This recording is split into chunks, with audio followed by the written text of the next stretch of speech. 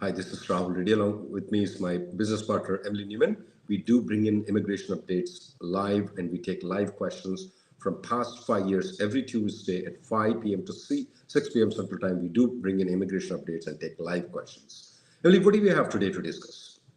Yeah, today we want to answer some of the common questions that we get through our consultations as well as through our free daily conference call. If you're not aware, we do have a conference call every day through Zoom where you can join for free, and it's kind of like this format, but you can actually talk and ask your questions every day. So you can go to rnlawgroup.com to get the details for that. So one of the common questions we get is about H4 and H4 EAD, how to speed those up. If I file my H1B in premium processing, does it actually speed up the process? Is there a premium processing for H4? Is there a premium processing for the H4 EAD? Are we ever going to get premium processing for those? What are the options to get that as quickly as possible? Another common question is about changing employers while your 485 is pending. When do you need to file the I-485 Supplement J?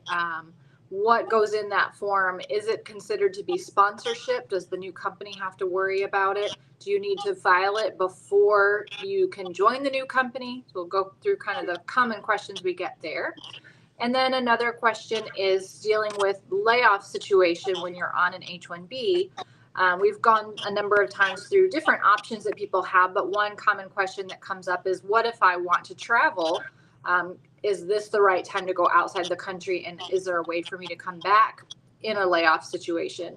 And then lastly, when you're getting your labor certification approved, you're ready to file your I-140, and this is your first I-140, so you want to get your spouse's H4 EAD as quickly as possible.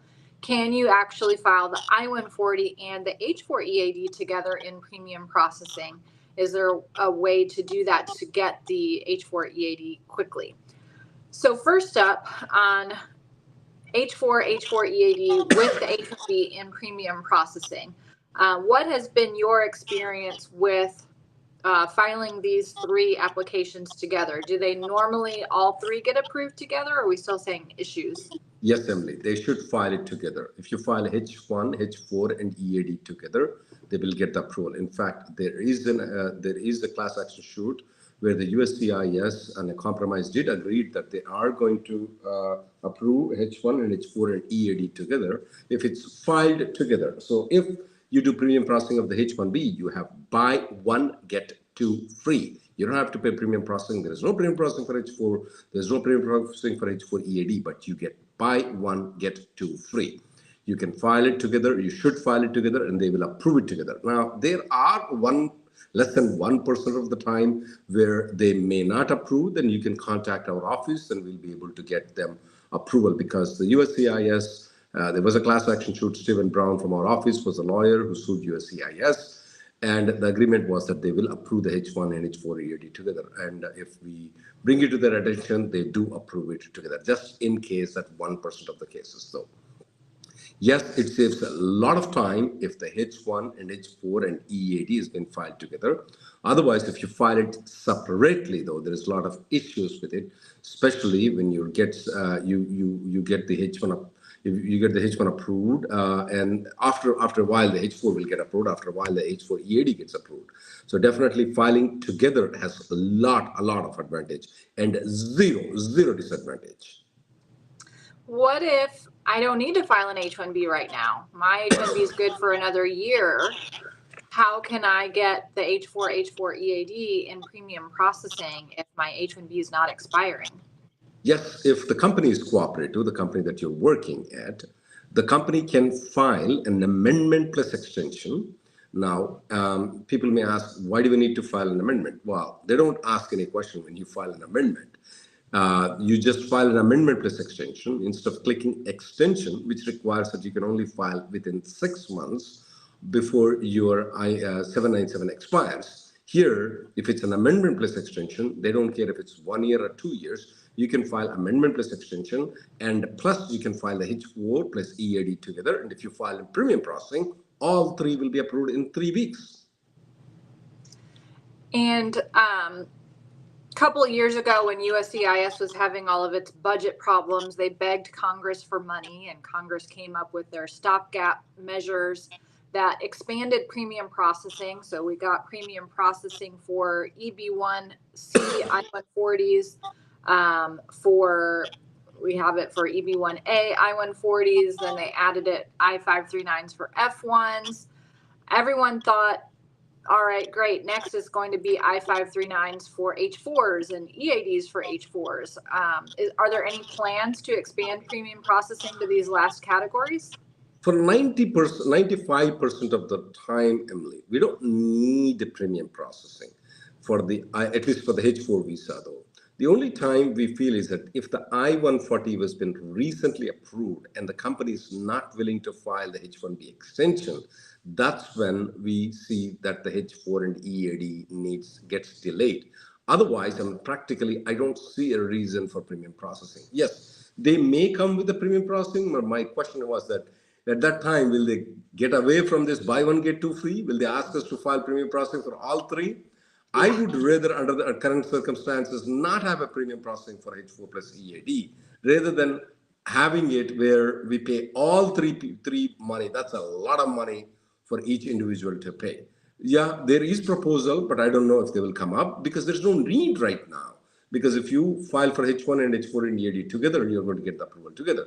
And also, Emily, there is a provision where if you file the H4 is approved and EAD extension is still pending, and it's filed before the expiration, they can work up to 540 days. This is only when the H4 is approved and EAD extension is pending. Now, there are some situations where people don't file H1 and H4 together. We tell them to go to Mexico and come back, and they do get their H4 extended based on their spouse H1B.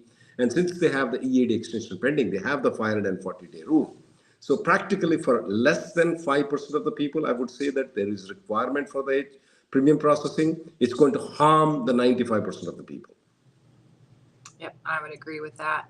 All right, so the 485J, we know that once the 485 is filed, it's pending for 180 days. You're eligible to basically keep the green card process going, even if you change employers, as long as the new job is in a same or similar occupational category, which USCIS is very broad and expansive in how they interpret it. I don't think I've ever once in 20 years seen an RFE saying, we don't think your job is in the same or similar occupation. So as long as it's reasonably within the same industry, generally fine. So what should people be aware of when they are changing jobs? Number one, do they need to submit the supplement J before they can start work for the new employer? Absolutely not required. Now, as we know that when we transfer from when we move from one company to another company, H1B transfer need to be filed if people are moving on H1B. When it comes to the I-485, when they're moving from company A to company B, there is no requirement that the new company has to file the I-485J before you start employment. You have an EAD, most probably because it's been more than 6 months that the 485 has been pending. You can just use the EAD to go, and sometimes some of the people will go on H1B. Either of those reasons, you don't need to file the I-485J.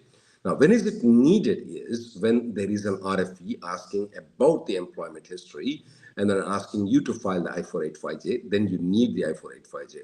When you're going for the 485 interview and you're not working with a petitioning company, the one that filed for the 485 and I-140, you're working for a different company, you absolutely need I-485J. Otherwise, they will not approve your 485. And they may even have chances of denial. So you have to take the I-485J only when you're going for the interview. But otherwise, I normally don't request people to file the I-485J. Now, is it illegal to file the I-485J? No. If some company forces you to file the 485J, that's fine. But in general, it's not needed to file the 485J. Having said that, Emily, I've also noticed that people have moved from EB3 to EB2 because EB2 became current. And now if the EB3 is current, though, because they moved to EB2, I may want them to file the 485J again to remind the USCIS, hey guys, my file is sleeping. I don't want to be an EB2. I want to be an EB3. My date is current. So to wake up the file, I would recommend people to file the I-485J and attach the I-140 of EB3, wake up file, and EB3. I would recommend at that point of time. Is there any deadline to file the 485 if there's no RFE or no interview upcoming? None. You don't need to file within 1 year, 2 years, 3 years, none at all. And there are a lot of people, Emily, that are doing self-employment because they lose the job. They may not have an immediately job that, with a different big company. Let's say first a person get laid off from Amazon. Some of them are moving to the self-employment. I'm telling them not to file the 485J. As long as they have the job offer or they have been employed, in this case, self-employed, they don't have to be filing the 485J because you're opening the Pandora of worms when you're filing the I-485 in the self-employment. They're going to look into, is this a genuine job offer or is it a job? There are a lot of things that will pop up. I normally recommend people not to do anything, only when they go for the interview. That's when they need to take the I-485J. Now, when they move from company A to company B, Emily, as we discussed, they don't need to file the 485J. And from company B to company C, they don't need to file the 485J. Now, will the USCIS ask at a later date, when I'm working with company E, will they ask 485J from company B, company C, company D? The answer is no, they don't ask. They only ask the 485J supplement from the current company for which they are working. They do not ask for the companies of the previous companies. Now, of course, company B, company C, company D, jobs should be in a relevant profession, but not unrelevant profession. You'll be fine as long as they're in the similar profession. Sorry, I take back, not in the relevant. In the similar profession, you'll be fine. All right. Moving on to the layoff situation for someone who's on H1B. We know they have the 60-day grace period as long as their I-94 is not expiring. Within the 60 days, they can choose to file a transfer if they find a new job in time. They could file a change of status to B2. They could file a change of status to H4 and H4 EAD, file a change of status to F1 possibly. They could do a compelling circumstances EAD if they have the I-140 approval. But what if I want to travel outside the country? I mean, I don't have a job right now. I want to take a quick vacation and come back. Is that a possibility during a layoff situation? You want to come back on the H1B stamping that you have? Absolutely not. Either you file the compelling circumstances, you file the H4, you file the B2, or you file F1, or whatever the circumstances is. You can't travel on the stamping that you have, which is H1B. Let's say the H1B is with company A and you don't have the job with company A. You're traveling and coming back, and either you have a job with company B, company C, or any other company, you can't come back on that. The whole purpose when you're entering into United States is that you have a job with company A, but you don't. So the purpose has been defeated. You should not try to enter into the country on the H1 stamping. Yeah, the grace period is not a travel authorization, so it doesn't give you any way to come back. You can leave. The problem is getting back. So if you were to leave while you're in a layoff situation, the only way to come back would be to, while you're outside the U.S., get the new job, have the new company file an H-1B that does not go through the lottery because you've already been counted, but it has to be for consular processing because you're outside the country. And then only after that gets approved, then you can travel on your existing visa stamp if you have it and it has not expired. Even if it has the old company name on it, you use your existing stamp with your new H-1B approval notice and come back in. Or if your stamp is expired, then you need to go for visa stamping before you can get back into the U.S. Kind of a tangent question that comes up quite a bit. What about someone who has the 485 pending? They have the advanced parole that's valid for 5 years. They lost the job. Can they just go outside the U.S. for 5 years and come back without a job 5 years from now because the AP is valid? No, absolutely not. Because the whole purpose for which you file the 485 is you told the USCIS that you want to stay in the United States, you want to get the green card, you have a permanent job offer. The fact that you are living outside the country for a long period of time and trying to come back shows your intention is probably to not continue with the 485 application. It's very, very dangerous if you have an advanced parole and you are going to go for a long term. Now, definitely anything more than 3 months that you are going outside the country and coming back on the 485, I would recommend that you consult an immigration lawyer before you take. Definitely, if it's more than 1 year, you are risking your 485 entirely. All right. Anything else on that topic? No. Emily, a lot of people ask this question, especially they have the H1 and H4, obviously. Now the I-1, the PERM got approved. Can they file the PERM application along with EAD of the spouse? No, unfortunately. The PERM is filed with the Labor Department. EAD is filed with USCIS, so that is not an option. I'm speaking about, with the I-140 application. The I-140, no, unfortunately. Obviously, you want to get the EAD as quickly as possible, but you have to have the I-140 approved in order to qualify for the H4 EAD. They don't allow you to file for the EAD based on a pending I-140 or concurrently with the I-140. So you'll want to file that I-140 in premium processing, wait till it gets approved, then immediately file the H4 EAD, preferably along with an H1B amendment plus extension and an H4 and the EAD so that you can get that in premium processing. And then the other reason why you cannot file the H4 EAD along with the I-140 is that the address to file the H4 EAD is quite different than that of the I-4, quite different than that of the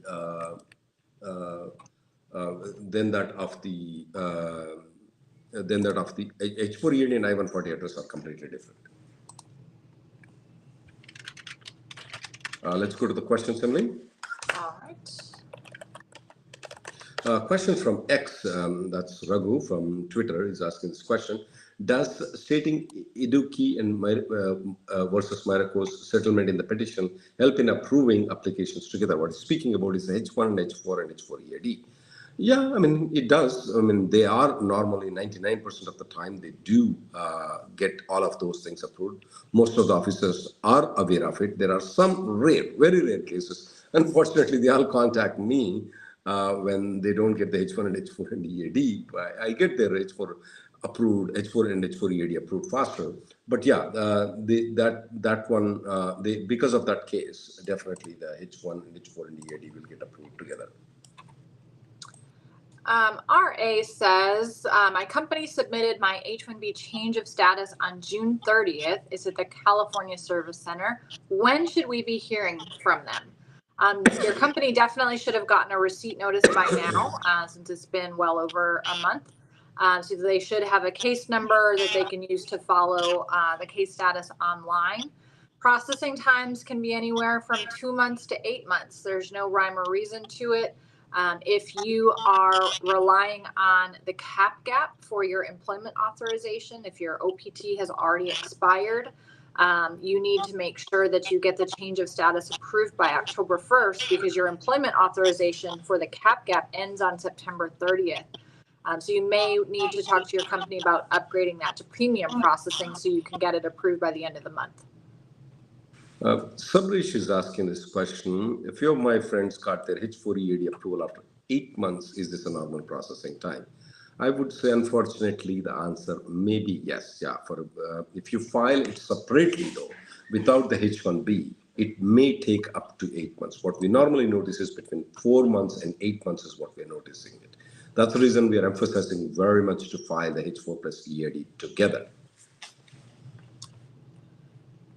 Let's see here. ZQ10 says, can we file an H-1B extension requesting recapture days plus a 3-year extension based on the EB2 NIW I-140 premium processing that's less than 365 days?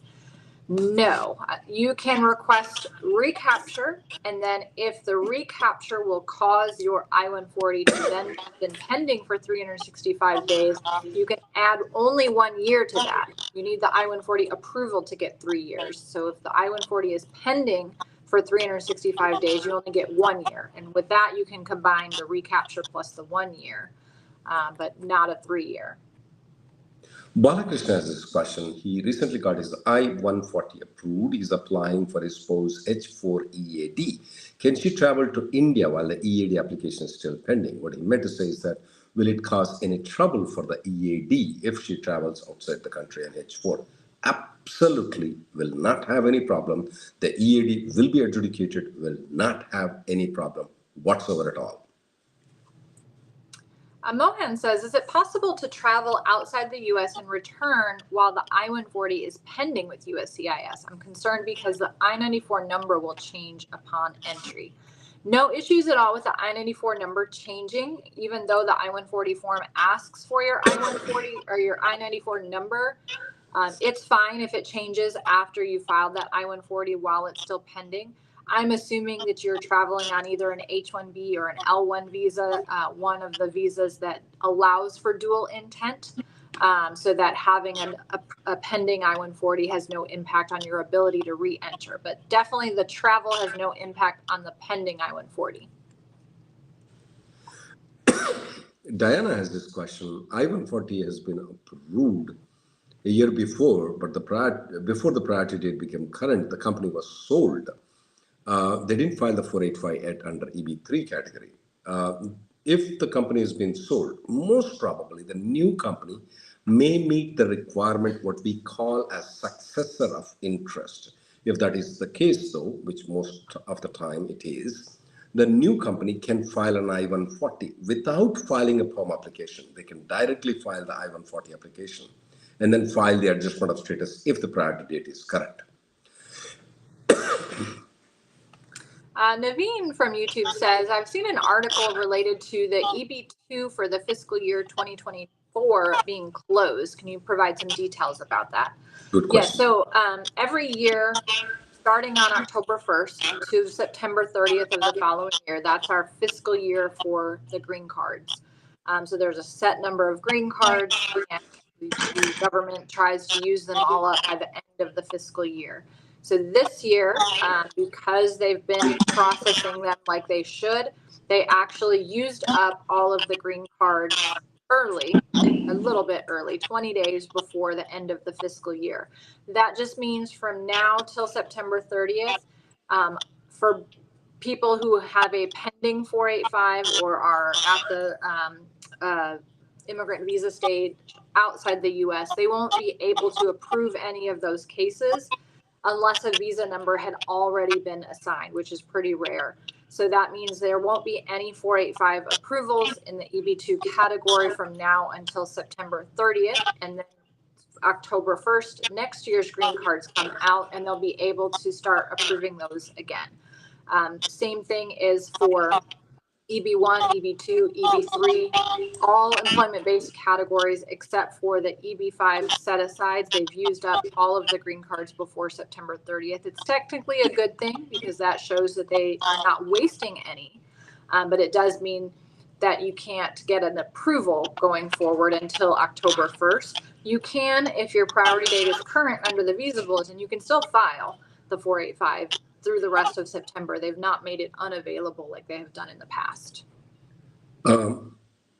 Question from A2K Games. Should I repay my credit card off if I'm going for F1 visa interview? What are the implications?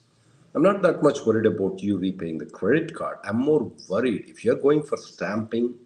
Because they already gave you F1 for 5 years. If you're going again for stamping though, there are risks involved in it. I am assuming that the new university is a very decent university, not like day one CPD universities. Definitely, you're going to get the rejection. But in general, the rejection chances will be very high if you're going to go there.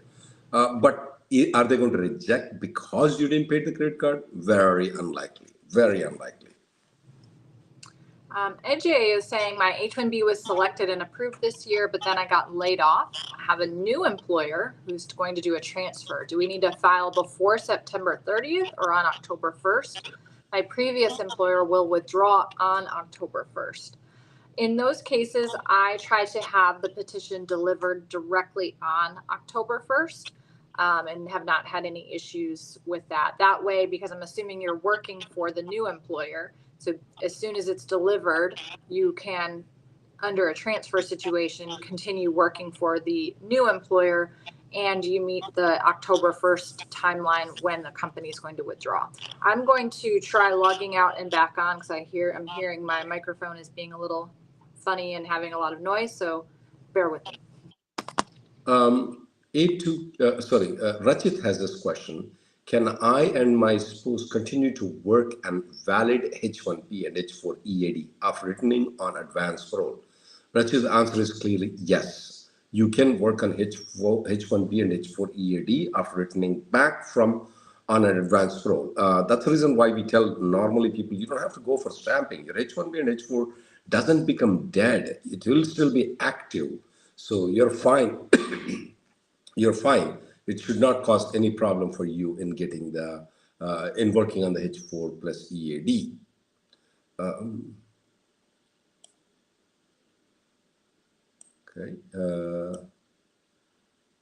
People are asking me questions with regards to the advance parole they filed in June 2023. This question comes from Ritul Shah. No update yet.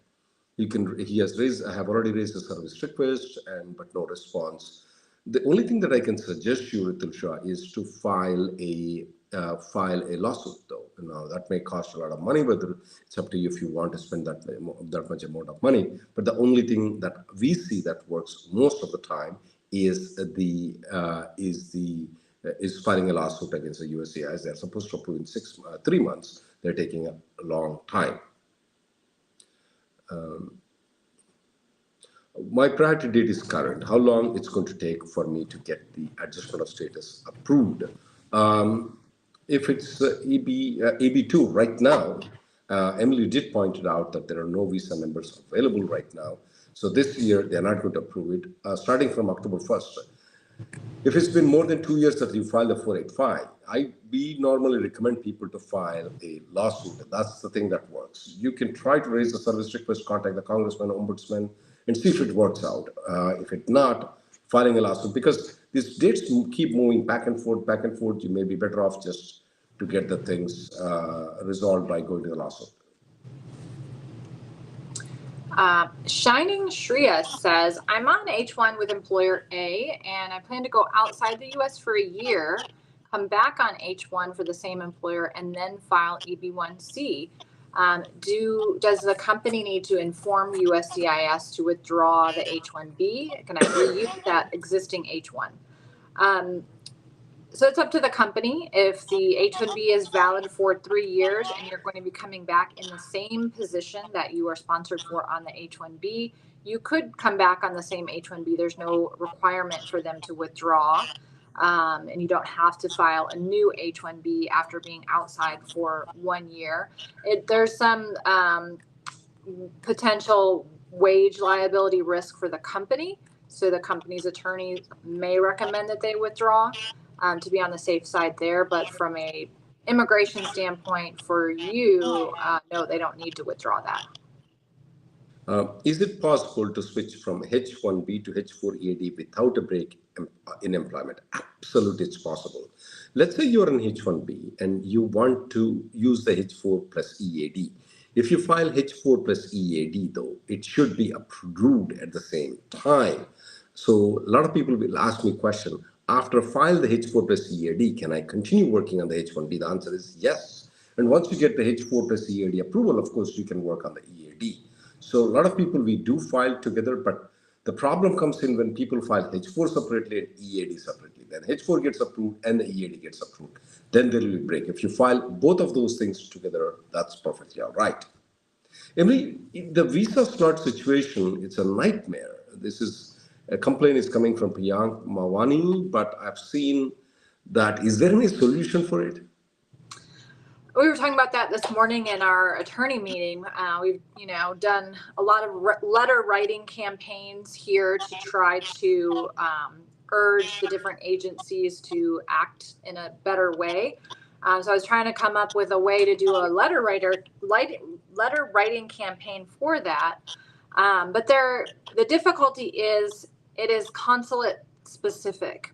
And so we would basically need people to email or send a letter to individual consulates that are not having the appointment slots. And mostly it's only India that's backlog. I don't know if the other consulates are backlog, but definitely India is backlog. Right. Yeah, I think it is mostly India. So that's the way to go about it. I mean, we could try a campaign to your representatives in Congress or the Senate. I don't know if it's in their mind a big enough problem to try to resolve, and the consulates have a lot of authority, a lot of discretion to run their consulates however they want. So it's probably going to be more of a keep bugging the consulate as a group effort. And I don't know how well we'll be able to organize to do that, but it's definitely something we've been thinking about in our office of how we can improve that because people are just forced to not be able to travel or stuck outside the country.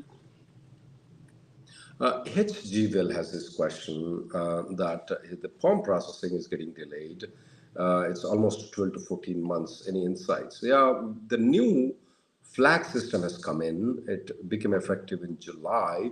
So it may take a little bit time for it to be effective to see how it's going to work out. But practically for those people who are waiting for the H1B extension, 6-year expiration, once the labor is pending for 12 months, you can extend it for 1 year period at each point of time. It's not a hindrance to extend the H1B. Definitely, it doesn't mean that I'm encouraging, I would like to encourage the PERM to be delayed, but there are many alternatives ways where you can smoothen the pain that you're going to get it if the case has been pending for more than 12 months. There are a couple of articles that we wrote in our NLAW group in our blog, so please go ahead and read those things. That will ease the pain for you guys. Ashwin says, my I-140 has been approved, but the company name has changed from ABC Technologies to ABC Clinical. Will that affect my approved I-140? Can I use it to renew my H-1B after 6 years? So it depends on exactly what is involved in the name change. If it's just a simple name change, the company tax ID number is the same, nothing else has changed. For example, Reddy Neumann P.C. became Reddy Neumann Brown P.C. That's just a name change. In that situation, the I-140 is fine. It does not require any action to be taken. You can use it for your H-1B extensions. You can use it for H4 EADs. You can file the 485 with that, and the company can just provide you with proof of the name change that they filed with the state that they're incorporated in. Not a big deal at all. If it's more than just a name change to where the company itself is a new entity, they have a new tax ID number, for example, then we have to look at, does the newly named company qualify as a successor in interest? There's specific provisions for that. Assuming it does, then the company technically needs to file an amendment in order to notify USCIS that they are the successor in interest and provide some documentation. That being said, you can still use it for your H-1B renewals, H4 EAD, even before the amendment process is done. So there's no issue with that. It's just something long-term that might need to be done before you can file for the 485. Venkat Kadam has this very interesting question. His 485 is pending, and his I-140, both I-140s are approved. He's asking which category I belong to. We don't know the answer. The only thing that I will tell you is that if whatever category becomes current, though, I want you to file an I-485J supplement and use that particular category. And right now, EB3 is advanced, EB2 is not. So if the EB3 is advanced and you're current in EB3, I would send the I-485J with EB3. Just in case if EB2 is current, I will have the employer send the I-485J supplement with the EB2. Now, you don't have to be working for the company that filed an I-140. Even if you have changed the company, the new company can still file the I-485J. You need to wake up the file when your priority date becomes current. It sleeps. You need to wake up. I-485J is a better way. And yeah, I don't know which category you are. The best is you can decide which category it is when you file the I-485J. So you go ahead, Emily. Janicki says, my wife applied for the H4 extension with the H1 extension and premium, but USCIS sent a rejection on the H4 saying the check was not received. The lawyer sent another H4. Will the H4 be done in normal processing or premium processing? Unfortunately, probably normal processing, not premium, because it's not considered a concurrent filing. That would really depend on how exactly it was resubmitted. Was the rejection in error or was it correctly rejected? We've been seeing a number of cases, I mean a small number, but still an annoying number of cases that are rejected improperly, where everything is correct in the petition, they reject it. And in those cases, we reach out to the lockbox support and explain how they rejected it improperly. They then give us instructions for how to resubmit it, and they will honor the original filing date. But if the lawyer just sent it back without going through any of that process, did not reach out to the premium processing service about it being an improper rejection, I think it's just going to be normal processing time, not concurrent, unfortunately. Gavaskar has this question. I-140 has been approved, but company is not sharing an I-140 document. Give only approval receipt details. Gavaskar, you can file a Freedom of Information FOIA USCIS. You can Google it. You can fill a form. It will take about 10 minutes for you to fill the form. And once you fill that one, you will get the I-140 details. You will get it. You'll get it in email.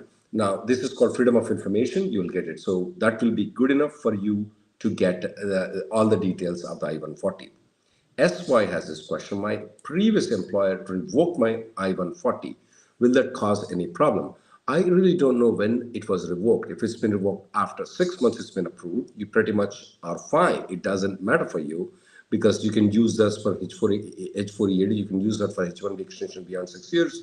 You can use it for the date porting. Now, date can be ported even if it's been withdrawn within 6 months, but you can't extend the H1B beyond 6 years if the I-140 has been revoked within 6 months. Now, you're saying that in future, you want to file the 485 application. I'm assuming that later on, you're going to get an I-140 with a different company and you're going to file the 485. Yeah, absolutely, I am. I don't see any problem at all. Atul has this question, and a ton of people will ask me the same question, that what does the New Delhi parrot says with regards to the New Delhi railway station parrot says with regards to EB2 and EB3, India. Definitely, now the parrot guys, I mean, I hope I go wrong. I hope I go wrong. We are not expecting a drastic movement in the priority dates, though, in EB2 and EB3 category. That's all I can tell. That's all the parrot can tell right now. Let's see. Abhi says H4 and H4 EAD extension was applied, got the receipt notice. So does that mean I can continue to work on the H4 EAD even after the expiration in October? By itself, no. If you filed the H4 and H4 EAD extension together and your H4 is expiring in October, even though you filed the applications on time and have the receipt, that does not give you work authorization beyond October. You have to have your H4 I-94 extended beyond October. Then you can rely on the EAD receipt notice for up to 540 days. Now, how do you get the H4 I-94 extended if you filed with USCIS and they're taking forever to process it? That's where a trip to Mexico, depending on your circumstances, may be able to solve that. You need to have the H1B of your spouse already approved, the extension beyond October. You need to have your H4 visa not yet expired, your H4 I-94 not yet expired. Then you could potentially go out, and when you're coming back in, show your spouse's H1B approval notice, and they will give you the matching H4 I-94 to match the extension for 3 years. Once you have that, now you have an H4 I-94 that's extended beyond October. You have your EAD expiring in October, and you have your timely filed I-765 application for your H4 EAD renewal. Those three things combined give you the automatic work authorization for 540 days. Question with regards from X, this is Twitter. While EB2 NIW is pending with USCIS, can I file a PERM application with a future intended employment where I intend to join at a later date? Absolutely, you can. Not a problem at all. While the NIW is pending, you can file the PERM. Follow-up question from Gavaskar is that he filed for FOIA, but only PERM approval document is given, not the actual I-140. Gavaskar, they do give an I-140 petition. It says I-140, not the I-140 approval. They don't give an I-140 approval. It gives an I-140. It has the date it has been approved, under which category it's been approved. If it's been, all those details are there. The file number will be there too. So that itself, the first page of the I-140 page, will be considered to be equivalent to I-140 approval. You don't need a I-797. That I-140 page is good enough. I know when you file for the FOIA, they give the PERM, but they also give the I-140 form. The first page is good enough. Jinkyu says, what happens to a 7th-year H-1B approval if the PERM gets denied? So this is a situation where you filed your PERM labor certification at least 365 days before you hit your 6-year limit, and then the PERM is still pending for the 365 days, so you're eligible for a 1-year extension under AC 21. You file that 1-year extension, you get it approved, and then during that year where you got the extension, your PERM gets denied. It does not impact the already approved 1-year extension. USCIS does not go back and revoke an approved extension because of that denial. What you need to worry about is how are you going to get your next H-1B extension if you don't have a pending PERM. So that often requires us to file an appeal of the PERM denial, even if it might not be successful, simply for the purpose of filing another 1-year extension of the H-1B to buy enough time to be able to get a new prevailing wage, do the new recruitment, file the new PERM, and hopefully get that approved and the I-140 approved by the time your next H-1B extension becomes due. So it's definitely not a great situation to be in, but your already approved H-1B does not go away just because of that denial. Syed has this question: how can we get to know whether the previous employer has revoked the I-140? Typically, they don't revoke it unless you leave. And if you leave, if it's revoked after 6 months, it doesn't do any harm. But if you are curious to find out, you can file FOIA USCIS. You go there and you file a thing. You fill it out. It's free. It's online. It takes only 10 minutes for you to fill it. It may take up to 5 to 6 weeks for you to get a result. And it will tell on the first page of the I-140 if it's been withdrawn, if so, at what time it's been withdrawn.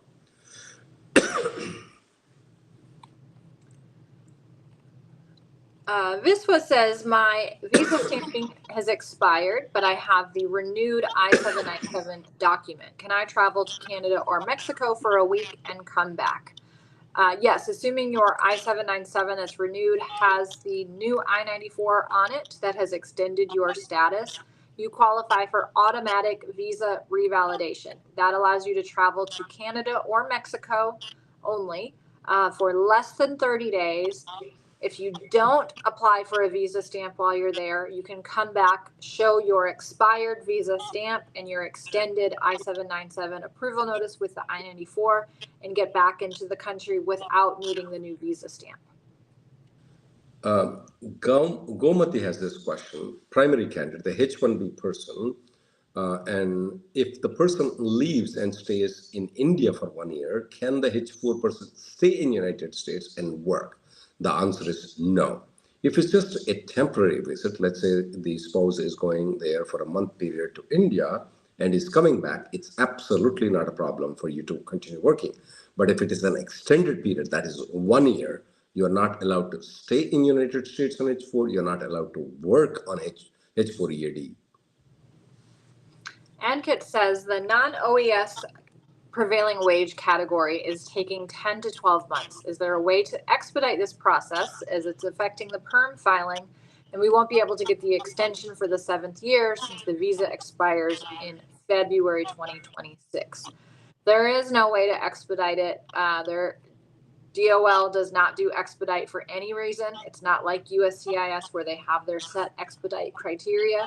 DOL does not do it at all. There's no premium processing. We do have lawsuits pending for delays in the PERM processing. I believe other firms I don't know if they actually filed, but we're looking to file for delays in the prevailing wage processing. But because the prevailing wage is not tied to you personally yet, it doesn't belong to you, it belongs to the company and your name's not on it anywhere.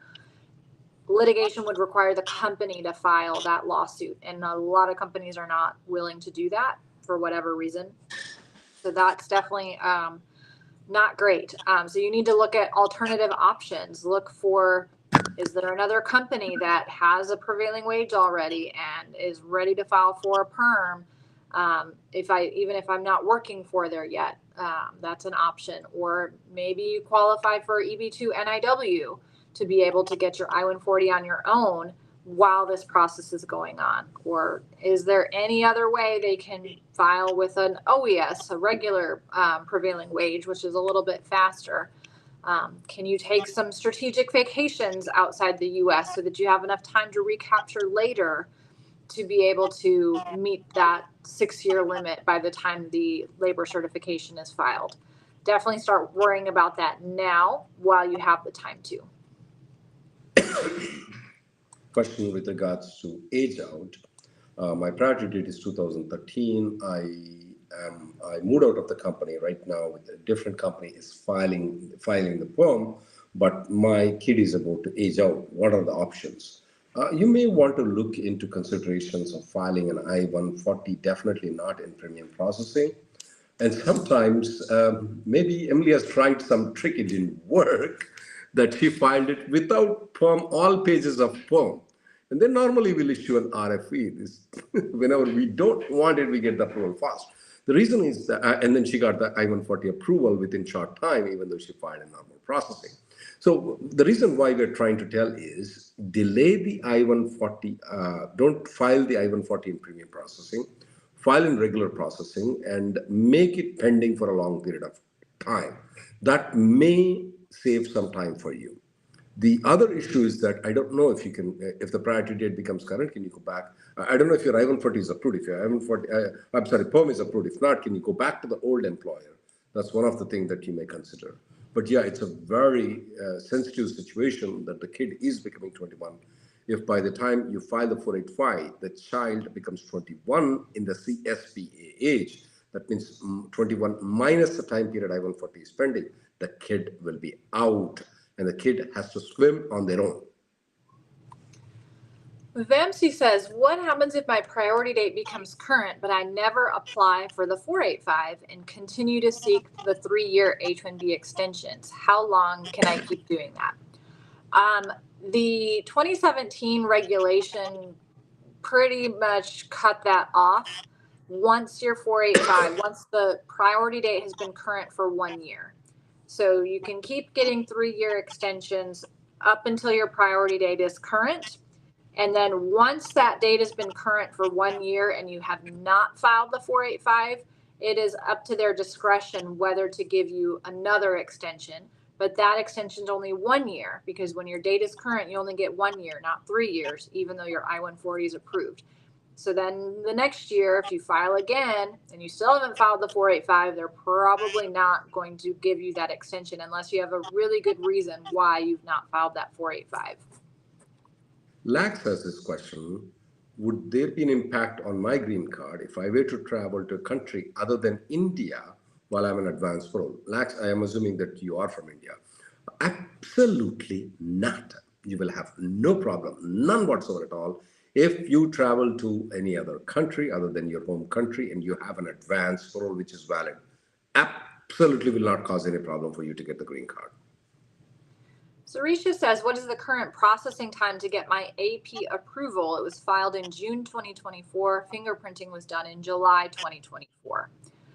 I would say any time between now and December 2025.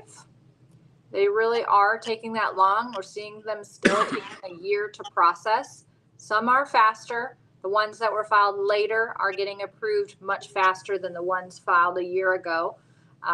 But the official processing time, I think, is still 18 months on the USCIS website, which means even if other people are getting the approvals before that, if yours is still not approved, you can't even do a service request because it's within the normal processing time. So we typically would file a lawsuit in order to get the AP approved in that situation. Vishnu has this question. He wants to change the employer after 180 days that the I-140 has been approved. His wife's EAD is pending. If he changes the employer, will it cause any problem for the EAD? Absolutely, the answer is no, it will not cause any problem. But it's highly recommended when you file the H1B to file the H4 plus EAD. It's highly recommended you do that thing. Sometimes the second one gets faster approval than the first one. Aniket says, my wife applied for an F1 OPT extension and has not received the EAD card yet. Can she travel to India? There's a risk. If everything goes smoothly, how it's supposed to go, and she travels and the card gets approved and they're able to mail the card to her and she gets it, that's fine. She can come back. She needs to have the card physically in her hand to come back. So the problem would be, what if she leaves while it's pending and then maybe there's an RFE, gets delayed, and then she can't come back on time? Or what if it gets denied unexpectedly and now she has no way to come back? She has to get a new I-20, transfer schools. It becomes a big mess. So if it works, it can work. But if it doesn't work, it's a really bad situation. So I don't recommend it. And you do have the premium processing for the STEM extension. So upgrade it to premium, get it approved, and then travel. Emily, I want to listen to this guy, Tarun. He just got his visa approved from India. He's coming next month to United States. What's the first thing he should do to obtain the green card? Smart guy. Yeah. Very smart guy. And thank you for tuning in. We're able to help you out on this. Definitely, you can file an I-140, that's EB1C. That is your company must file an I-140. Let me tell you one thing. Can the company file an I-140 while you are in EB1C, while you're in India? Yes, they can.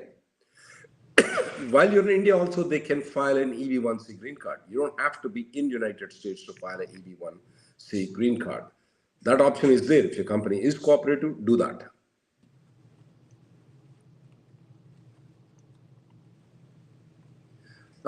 RK has this question. Can the employer ask USCIS to revoke the I-140 before the 180 days, even if even if it's after 180 days? That's a question. The answer, they can withdraw it, but it won't have any negative impact on it. You can still use the I-140 approval to extend the H1B, to do the H4 EAD, and also port the date. But they can withdraw it. The companies can withdraw it after 180 days. They can withdraw it.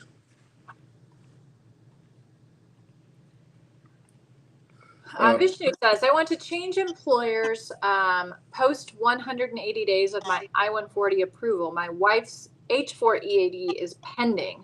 Will it affect her H4 EAD application? Do we need to refile it with the H1B transfer? It should not affect it.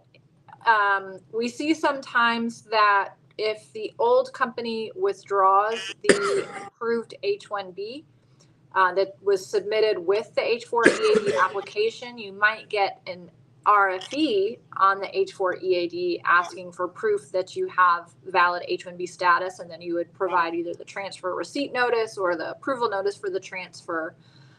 So it might cause an RFE, which can delay the EAD filing, but I don't think it would cause a denial. If the new employer is willing to do the transfer and premium, go ahead and file all three together, even though she's already got one pending, just to get it over with. Karthikeyan has an interesting question, and Emily, I want your attention on this one. any major green card bills progressing before election. I don't think so there will be anything before the election, but there could be something after the election. Now, let me know if you have any discussions on this. Since we call it as a lame duck session, the elections happen in November. The new government will come into power in January. There is a gap of almost 2 months. Now, December and January. In this time, the Congress meets, the Parliament meets, and they pass the bills. And this is when they do a lot of daring stuff because it's outgoing Congress, a new Congress is coming in January, they pass. So we request all the people to be alert. Once the election is over, then we may be expecting some bills to get, including per country quota limitation, to be removed. That becomes active in the time between November and January. What do you say, Emily?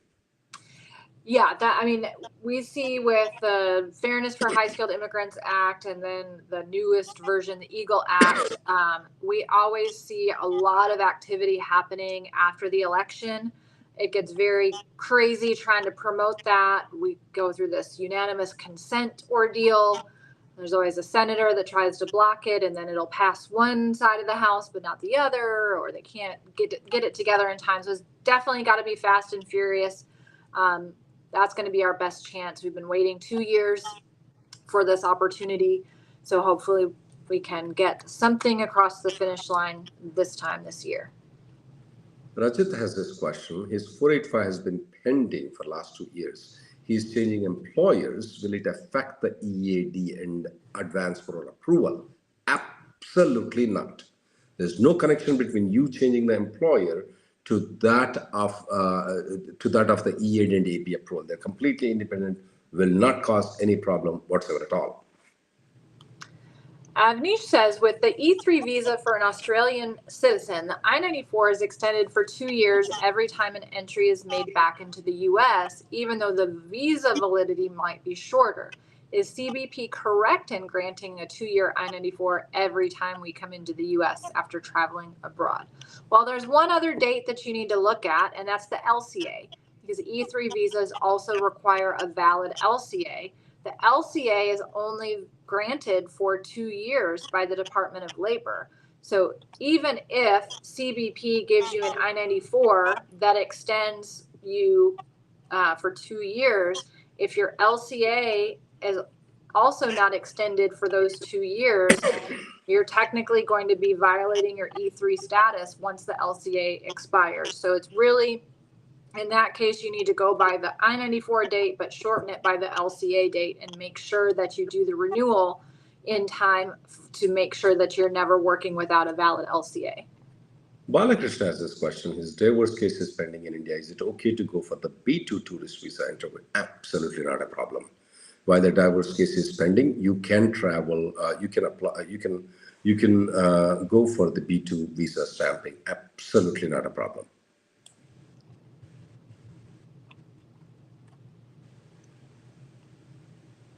Okay. Anything else, Emily? Oh, I guess it is about time. I would say tune in to the debate tonight, starting in 2 hours. We'll see what the candidates have to say about immigration. I'm sure it'll be a big topic of discussion. And then we'll have some more to talk about next week once we hear from both sides of what their policies are going to be. And for those people, we do have a daily conference call. We're running this daily conference call from past 12 years. You can log into this daily conference, Zoom call. I'm sorry, it used to be conference, now it's a Zoom call. You can log in and ask the questions every day for half an hour. We do have a free service where people can ask questions. The link is provided in the video. Please use the service for you.